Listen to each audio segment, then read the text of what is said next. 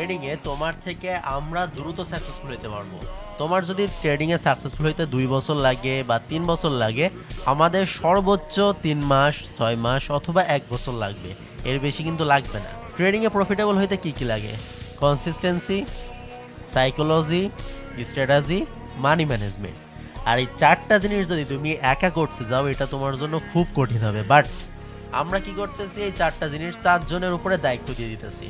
আমরা একটা team build করতেছি, 4 জন 10 জন মিলে একসাথে ট্রেড করতেছি।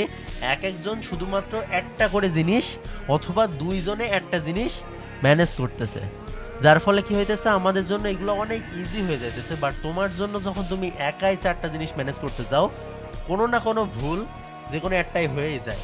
তুমি সাইকোলজি ঠিক রাখতে গেলে মানি ম্যানেজমেন্ট ভুল হয়ে গেল, মানি ম্যানেজমেন্ট অ্যান্ড সাইকোলজিকে ঠিক রাখলে তখন দেখা যাচ্ছে স্ট্র্যাটেজিতে ভুল হয়ে গেল। এইসব কারণে রিসার্চে দেখা গেছে যারা ট্রেডিংটা একা একা করতে যায় অথবা নিজে একাই সব কিছু করতে যায়, তখন তাদের সাকসেসফুল হইতে অনেক বেশি সময় লাগে, অনেক বেশি অর্থ লাগে, অনেক বেশি হ্যাসেল পোহাইতে হয় তাদের তুলনায় যারা একটা টিমের সাথে কাজ করে, যারা 2-3 জন মিলে একসাথে কাজ করে, যারা নিজের কাজকে ভাগ করে দেয়।